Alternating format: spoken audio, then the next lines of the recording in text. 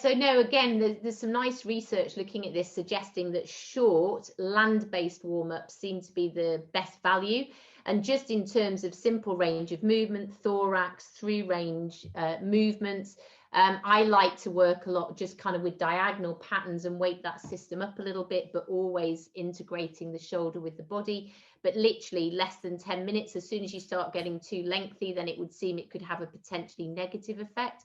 Okay. But those short warm-ups that are more movement based, rather than stretching based, seem to come out on top when you look at the research that's out there at the moment. Stretching's a funny one, because I think if you, me as an individual, a stretch always makes me feel good, but actually if you look at the evidence, getting the muscles warmed up is seems to have more benefit, and certainly strength-based interventions have more benefit in our prevention. Because the stiffness is there because things are tired or not doing their job. So it makes sense to wake up the things that need to do their job and get them stronger.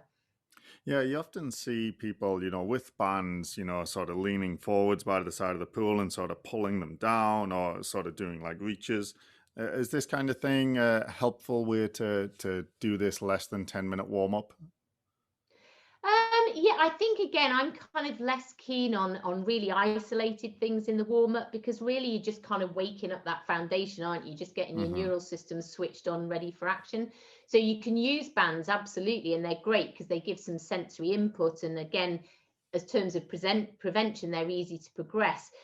So I don't, using the side of the pool is great, but I'd just be doing more general patterns, like, my eye. Anybody's not familiar, there's quite a lot of research that just simple things like I's, Y's and T's. So if you like your arms straight to the side, your arms in a W, your arms up above your head, pulling back with a band seem to give good value. But then I would argue as well, we just need to do it the other way around too, if we look at what we were saying about the anterior cuff. But it doesn't have to be complicated, it's just movement and just getting that system going. But what I think it's interesting that the land-based stuff seems to have more benefit than doing stuff in the water.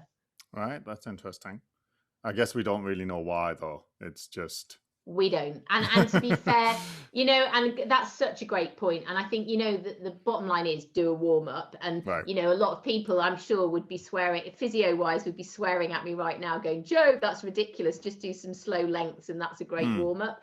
But I think if we're talking about people who've had a shoulder injury, that very specific warm up does seem, with the limited research there is, does seem to have potential to give us an advantage.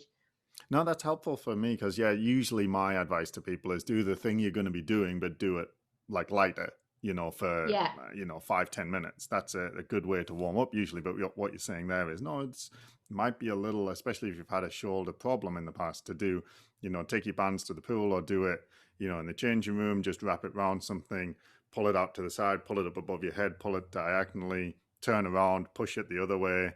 Some push-ups and some planks as well, that kind of stuff, or Yeah, as long as you don't fatigue it, because obviously it's a right. warm up. We don't want to fatigue it. We just want to do a little bit just to get that system kind of woken up and ready for action, as a warm up, which was exactly what we do in the pool. But I think the advantage of this, it just takes you into those other ranges. And, again, the evidence is not massive, but that is definitely the trend. But again, in patients who've had shoulder pain. And I think the other thing you were saying there about planks and stuff like that, things like a downward dog, if you that's a Yeah. nice way of doing weight bearing through range.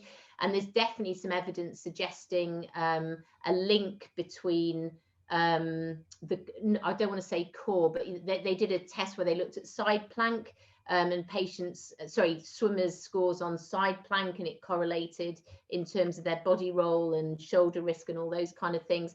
So for me anyway, with shoulder rehab, I really like to build in the rest of the body. And even in the pool, when I know most of the propulsion in freestyles from your arms, that stability and your body roll are still important parts of making life easier for your shoulder. So you want to warm up your whole body, not just the arms. Yeah, Yeah. I Okay. think so. And you want to avoid fatigue as well. I think that's an important part because you don't want to be doing 10, 15 minutes of bands or push-ups and then you get in and your shoulders are already tired and then you're like, okay, guys, let's swim.